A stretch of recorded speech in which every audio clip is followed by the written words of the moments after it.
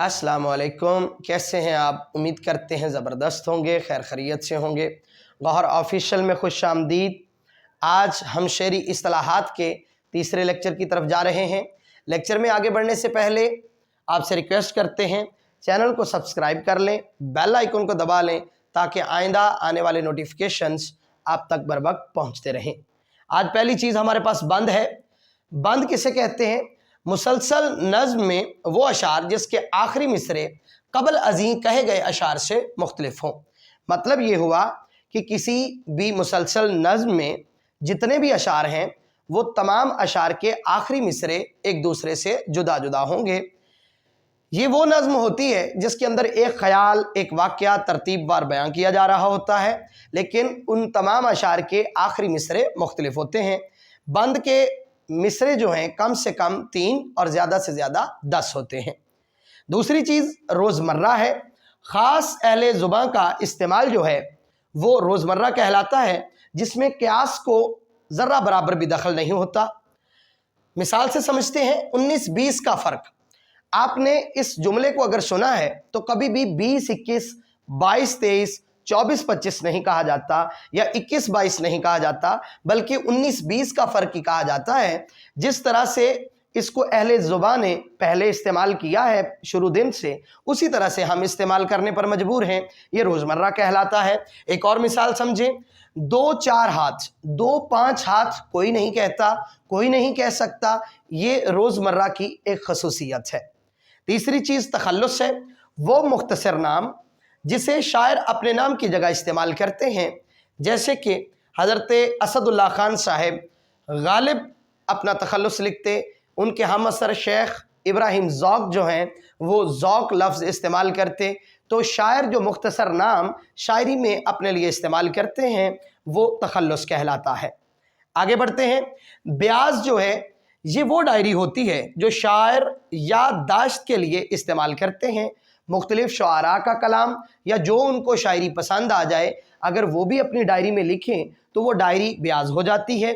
या फिर ज़्यादातर शुआरा अपने अशार को अपने दीवान में या कुलियात में लिखने के लिए, फिल वक्त तो उनके पास उनका दीवान या कुलियात नहीं होता था, तो वो एक छोटी सी डायरी रखते, जब आमद होती उसके अंदर वो दर्ज कर लेते और उसको बाद में तरतीबवार या जहाँ पर भी जिस तरह से भी वो चाहते दर्ज कर लेते। इसकी मिसाल समझें, बांदा जो खाक सारियो उफ्तादगी का हाल, बांदा जो खाक सारियो उफ्तादगी का हाल थे जिस बयाज में ये सब अशार गिर पड़ी।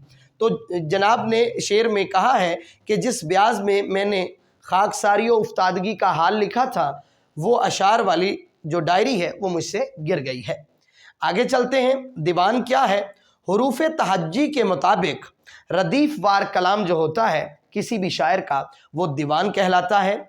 मतलब ये हुआ अलिफ बा, इसके मुताबिक जब भी हम अपने किसी भी शायर के कलाम को देखेंगे तो वो दीवान कहलाएगा।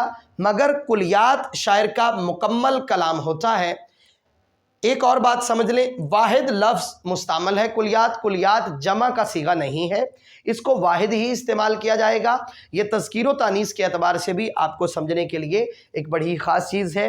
हुरूफ का इस्तेमाल करते हुए भी स्टूडेंट्स को इसको समझना चाहिए कि कुलियात छप गया है, कुलियात छप गई है। ये आपको समझने के लिए जो है वो ये याद रखना है कि ये जमा नहीं है। कुलियात छप गए नहीं होता, कुलियात गया हो सकता है, गई हो सकती है। अब आते हैं कि तज़कीर व तनीस में ये मुज़क्किर होगा या मुअन्नस होगा। पहले वाहिद जमा समझते हैं तो वो ये वाहिद है। मुज़क्किर मुअन्नस में कुलियात किताब को कहते हैं, लिहाजा ये मुअन्नस होती है, इसको मुज़क्किर इस्तेमाल नहीं कर सकते। तो लिहाजा हमारे पास दुरुस्त क्या होगा?